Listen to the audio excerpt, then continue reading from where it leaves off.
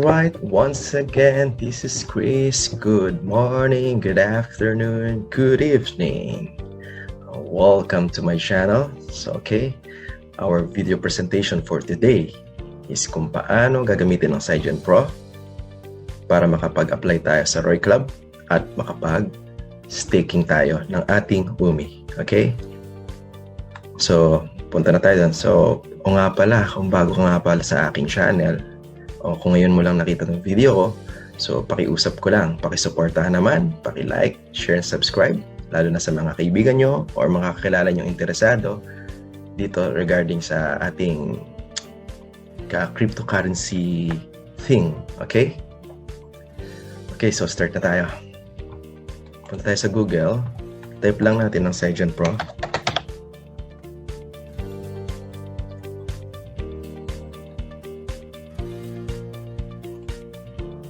Oh, nakapag-login na ako automatic .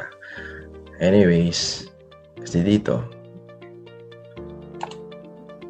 So, log out tayo para at least fair naman. Okay.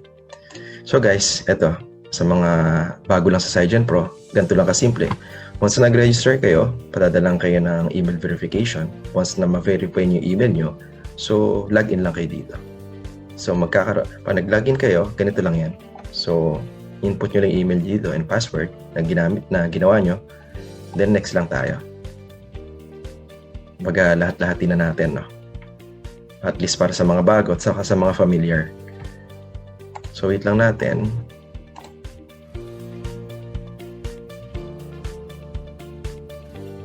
So ilang minutes lang yan. So depende rin siguro sa internet connection nyo. So ilang minutes lang naman. Mabilis lang actually.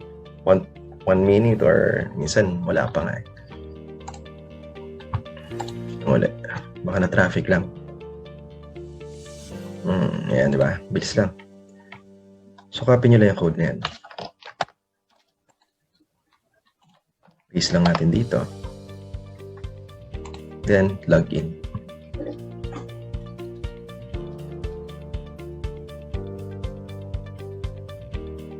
Okay, then, check natin yung wallet natin. So, nakikita nyo, meron pa akong BTC. Yan yung gagamitin natin kasi for our sample account na gagawin. Kumbaga another account natin to para i-apply natin dun sa Roy Club para makapag-staking din tong account na to. Okay? So go to your wallet. Set yan. So wala pa siyang structure. Kung nakikita nyo, wala pa siyang structure kasi bagong account pa lang siya. So ginawa ko siya kahapon. Kahapon, nung time na ginawa ko itong video na to. So, ito yung date niya. Okay. Wala pa. Kasi may mga account ako dito. Yan, nakikita yung staking yan. Okay. Anyway, ito yung priority natin. Yan. Okay. So, ngayon, anong gagawin natin? Diba? Dahil meron tayong wallet dito, so BTC yan. Punta tayo dito sa exchange. Kasi yun ang pinaka-importante. Dito tayo bibili ng UMI sa exchange. Okay? Click nyo lang to. So, check. I-click nyo yan. Kung wala pa kayo sa UMI BTC, dapat ganito siya. UMI. Yung pair niya is BTC. UMI BTC. So, may graph dito. At least sa mga marunong magbasa ng chart. Yan. Pwede nyo gamitin ito as your guide. Okay? So ngayon, dahil mag-exchange tayo, bibili tayo ng UMI. Okay? Punta tayo dito sa buy. Click the market. Yan. So nakita niyo available BTC ko. Amount. So yan. So ang available niya is 22. Medyo tumaas siya kasi nung chinek ko to, yung plano kong gawin to is 21 UMI siya. So ngayon 22. I-take advantage natin to. Ito yung maganda. Kapag mababa yung UMI, tapos maganda naman yung presyo ng BTC, mas marami tayong may bibiling UMI. So, maganda na to.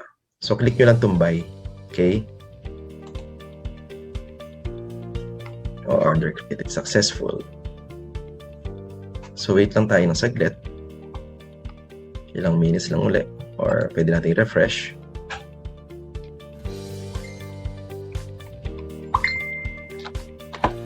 Silent muna natin mga gadget natin.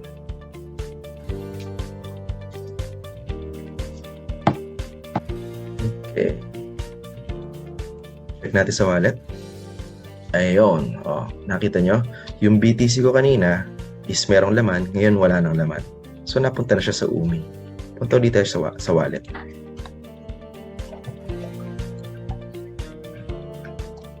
Pero ito isa sa pinaka-important. Kasi guys, kumbaga yung pag-exchange natin, pumupunta yan sa hidden address ng Cygen Pro. Yun yung na-discover namin actually. Kasi, for example, dinirect na agad natin to para makagawa tayo ng address kay Roy. So, hindi siya umubra. So, akala namin glitch, pero na-find out namin na i-resend lang uli i-resend lang uli natin. So, paano yan? Dito lang tayo. Copy natin to. Yung address na lalagyan natin kasi ito yung i-apply natin. Ito yung bagong account. Okay? Yan. Copy lang dito. Okay. So from trade balance kasi may balance kayo sa UMI. Yan yun. Okay? So 22.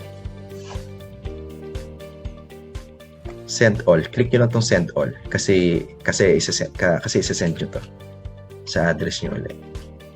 Yan yung solution dun para at least hindi magkaroon ng error sa part ng Roy Club. Send all. USD natin para at least alam naman natin yung price sa USD. So, isasend tayo ng $32 worth of 22.47 UMI. I-request code ulit as your authentication. So, ganyan ka-importante ang email na nakalink niya sa Cygen Pro nyo. Kaya never give your password or email or any person na magkaroon ng access kasi importante yan. Okay.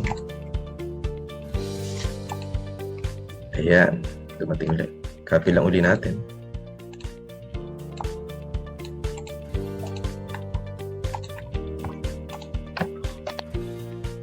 Then, press withdraw.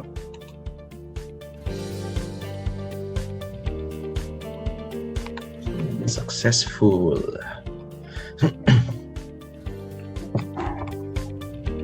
Bah.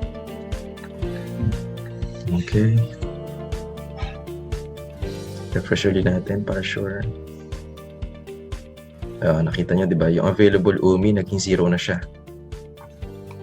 Okay, pero huwag kayong kakabahan. Kasi waiting for withdrawal pa naman.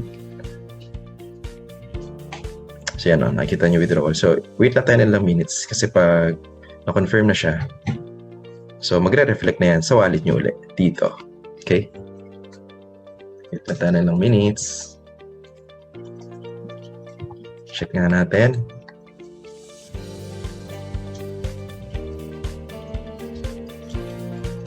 So wala pa.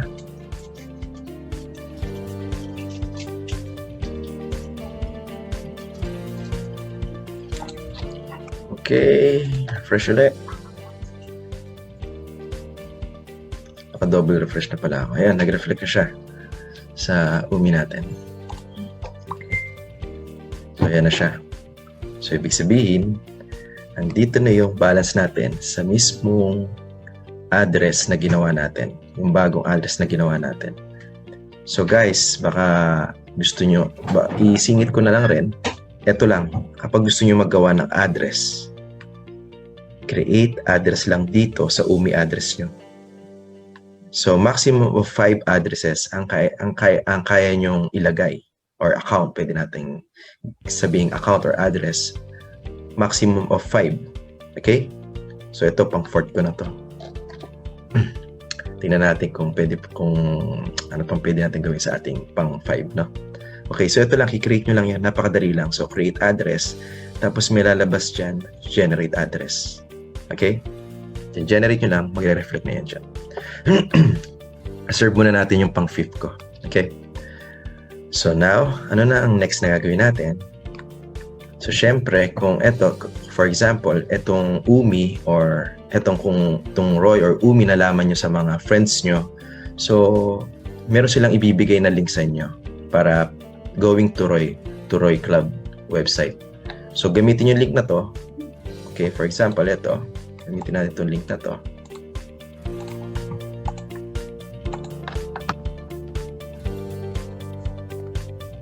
Share lang natin yan.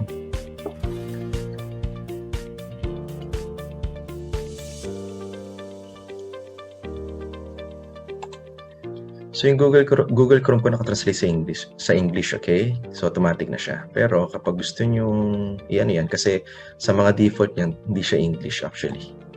And for example, katulad niyan, di ba? Russian yan, pero tinatranslate ng Google Chrome ko, ito lang yan. Click nyo lang sa English. Pag naka-default siya sa Russian, kapag first time nyo siyang pinuntahan, okay? So ganun lang, para at least maintindihan natin. So after nito, ano nang gagawin natin? Balik tayo sa SideGen Pro.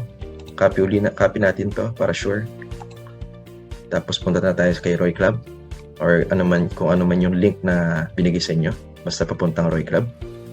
Scroll down lang natin. Tama ba? Scroll down ba ang tawag dito? Ito. Click nyo tong already have a wallet. Kasi meron na kayo. Click nyo lang yan. Next. Next? I have already bought. Okay. So ito yan. Again, balik ulit tayo sa SideGen Pro. Copy. Kung ano yung address na gusto nyong may apply sa structure ng Roy. Then paste. Okay. So ayan, sinasabi important. Your wallet must be activated. You must receive at least one Prism transfer to Vision SideGen Pro. Actually, Prism or Umi, walang problema. Okay? Kaya ginawa natin yung withdraw kanina. Okay? Kasi kumbaga inactivate natin yung account. Nilagyan natin siya ng transaction. Kasi kung di natin gagawin yun, so mag-error siya. So ganun lang yung explanation doon. Now, next. Copy lang natin to. Copy. Okay. Balik tayo kay SideGen Pro. Dito yan. Click nyo yung signature. Okay. Signature. Paste nyo dito yung kinapi natin. Ito. Paste nyo yan. Okay. Huwag malilito. I-paste nyo lang yan. Okay. Once na na-paste nyo na, ito, from Roy, na i-paste nyo dito, i-generate nyo yan. Okay. So, na-generate nyo na, diba yung signature? Ika-copy nyo ulit. Ganun lang yung copy-paste lang. Copy naman dito, from SideGen Pro, papunta naman dito kay Roy. Kasi ito yung hinihingi niya, signature. Okay? Again, copy nyo lang to. Papunta dito tayo uli. Ganyan. Okay. Tama, para sure tayo. Again.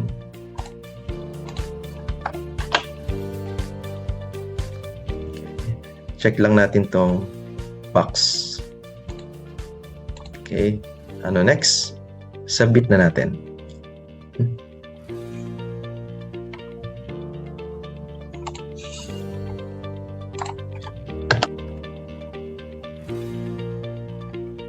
Wait lang guys.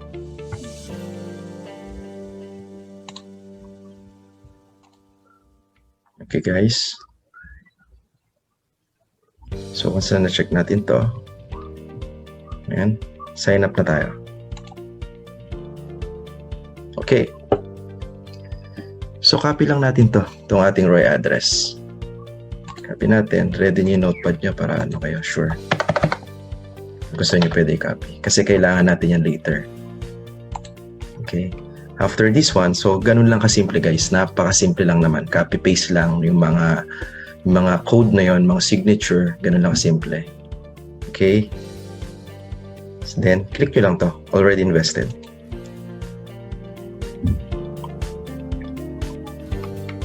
Advertising. Anyway, click na lang natin yan. Reply. YouTube. So yan, you have reached. Kung sino man yung nagbigay sa inyo ng referral link, ayan, nakita nyo dyan. Proceed lang tayo. Okay, ibig sabihin okay na tayo. Okay na yan. Close yung window if you're happy with your leader. Okay? So ito na yan. So, ito na yung account nyo ngayon sa Roy Club. Ayan. Pansinin nyo, pwede natin compare. O, diba? 397. So, Ayan yung bagong account natin.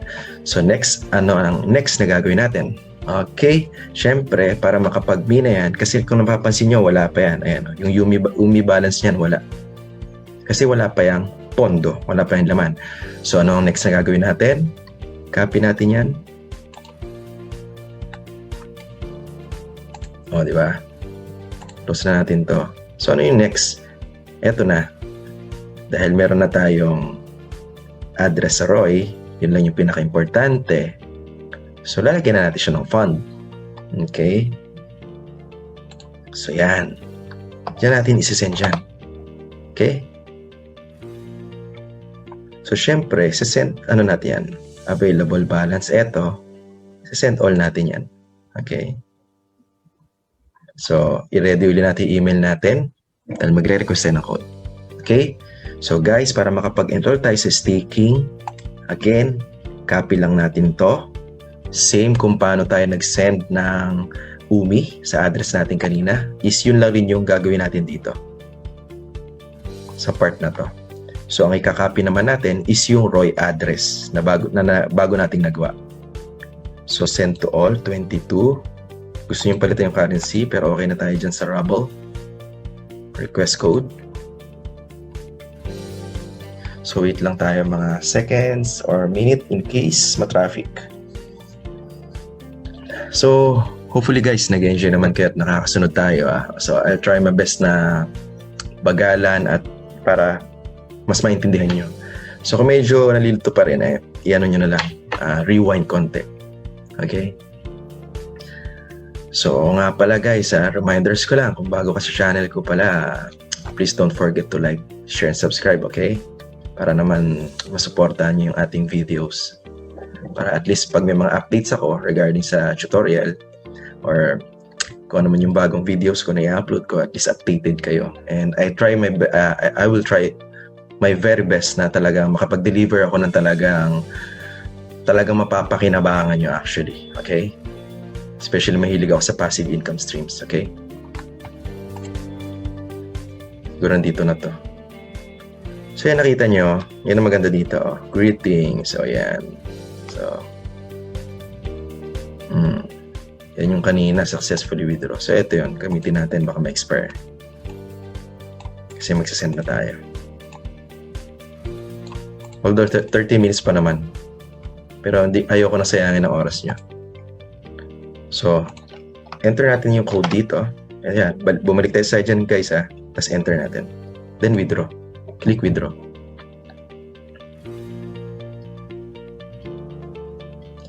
So ngayon, mag-aantay ulit tayo na ilang seconds or minute. Yan dito. Pwede naman dito yan. Check nyo dito sa trade balance nyo. Always check lang guys para hindi kayo kabahan. Kabahan kayo So ito yung history natin. Ito yung deposit kanina, di ba? Actually, ito yung withdrawal natin kanina. Kasi nag-send tayo ng address from hidden address. Nag-send tayo do sa ating ginawang address para magkaroon ng transaction. Tapos dineposit uli natin. Kaya pumasok na siya dyan. Nag-execute. Then i-withdraw uli natin. Kasi isi-send natin sa Roy address natin, which is eto yun. Okay? So dyan nyo lang laging checkin para at least malaman nyo yung status dito. Kung confirm pa siya, executed or ano. So refresh lang natin. Minsan mabilis talaga. So super bilis. And minsan okay naman. Ayun. So, nakita nyo, ayan na. Diba? Live na live. Nawala na yung balance dito. Kita nyo. Ayan na ngayon siya. Diba? Grabe. Super duper gapang. No? So, ayan guys. So, dahil pumasok yung ano natin, kasi reminders pala, once na nag-apply kayo sa structure ng Roy, merong 10% yan na madededuct, okay, sa structure. So, ayun, umabot naman yung balance ko na 20 kasi plano ko sanang lagyan to ng balance. Plano ko sana siyang lagyan pa ng another UMI kahit magkano. Kasi expect ko na magbibelow 20 siya. Kasi dito, once na nag-staking ka, dapat above 20 UMI ang meron ka. Kasi after 72 hours ng below 20 UMI na meron ka sa ROI is made-deactivate yung account nyo. Okay? Reminders yan. Please, yan.